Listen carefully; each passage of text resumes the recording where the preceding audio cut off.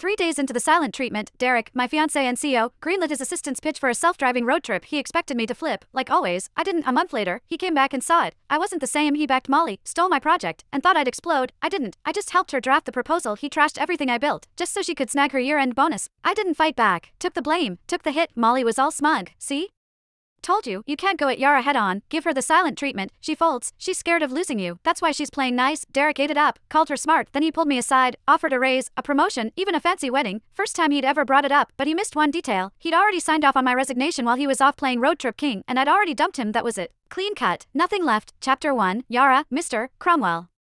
Needs this proposal ASAP. Sorry to bug you, but finish it before you head out. Molly Leach, Derek's assistant, dropped a fat stack of papers on my desk, all chipper like we were besties. I took them, got it. She wasn't done, still smiling. She threw in, Mr. Cromwell and I have a client meeting later. Just leave the docs on his desk. Oh, and tidy up his office before you go. Then she strutted off like she owned the floor. Heels clicking, mood sky high around me. The office fell quiet. My co-workers shot me that awkward look, half pity, half helpless. Everyone knew Derek Cromwell, CEO of Vantro Corp, was my fiancé. Everyone also knew he blatantly played favorites, and Molly was his number one. He'd yanked her from another firm, made her director, then handed her $1 million project I'd busted 2 months bringing in and prepping. When I pushed back, he called a team vote, thinking everyone would back him. Wrong. The whole team voted for me, except him. Molly got 1 vote. He lost it. Accused me of stirring up cliques, didn't just take the project away, he demoted me in front of everyone and slashed the salaries of the people who'd backed me. Nobody dared speak up. Later, he apologized, said didn't want it to look like favoritism, claimed Molly might feel left out. I used to believe that crap. Now? It's a joke. Molly couldn't even keep up with our interns, didn't want it to look like favoritism?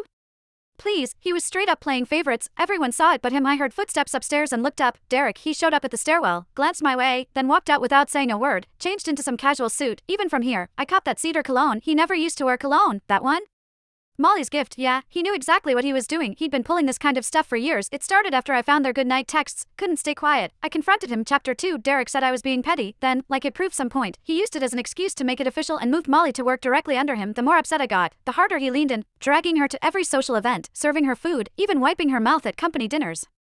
When we fought, he'd ice me out. When I apologized, he'd round up his buddies to lecture me like I was some jealous mess. For a while, I actually blamed myself, thought maybe I wasn't generous enough, thought maybe that's why we ended up here. But on day 3 of one of his silent treatments, when I was too sick to even sit up and he still packed his bags for a trip with Molly, I gave up. That's when it hit me. He wasn't trying to be noble, he just used my pettiness as a shield so he could keep doing what he wanted without feeling guilty. Even if I hadn't caught those late-night chats, he would have just found another excuse to be with her. After their latest business trip, they were still grabbing dinner, drinks, playing tennis, same routine.